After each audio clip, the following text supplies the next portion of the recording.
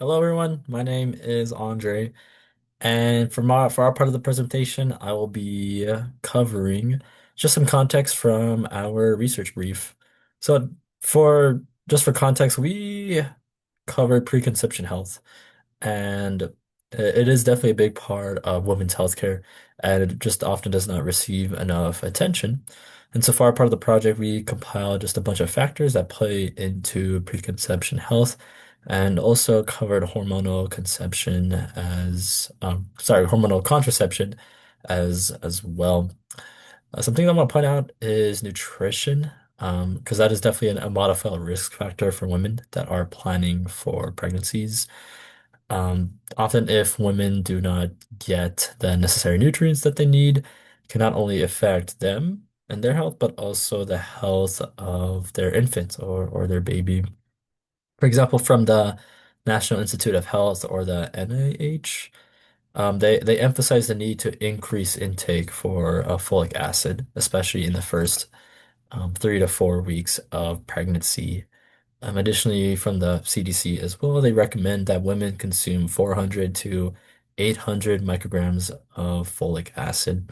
And so, if women don't consume enough folic acid or vitamin B9, it puts their infant as at risk for other birth defects, such as spina bifida or split spine and anencephaly.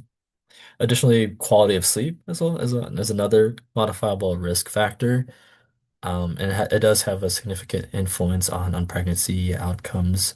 Research indicates that lower sleep quality is associated with increased adverse pregnancy outcomes. So it is recommended that generally during pregnancy that women get more hours of sleep than they usually have, but not excessive amounts of sleep. So for example, the recommendation is that pregnant women get 7 to 9 hours of sleep. But usually in the United States, this is actually um, kind of a problem because 1/3 of pregnant women suffer from insomnia in the third trimester of pregnancy. Okay, and then some other things to notice. I'm sure Olivia will also cover hormonal contraception, but it's important just to recognize the different resources that are available. There are education and there are community resources which provide valuable guidance for women that are preparing for pregnancy. There are multiple books, articles, and social media platforms that offer accessible information about prenatal health. But that is my part of the presentation, and I will turn it over to Olivia. Hi, my name is Olivia Finch, and for my portion of the research brief, I focused on the preconception health, which means the steps women take before pregnancy to improve fertility, reduce health risks, and support healthy pregnancy overall.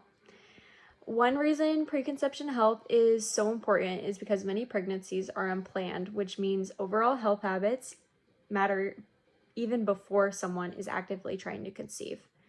Research shows that preparing the body in advance can improve outcomes for both the mother and the baby. Preconception health looks at the bigger picture, including physical health, mental health, hormones, and lifestyle choices. One major factor we looked at is hormonal birth control and how the body adjusts after stopping it.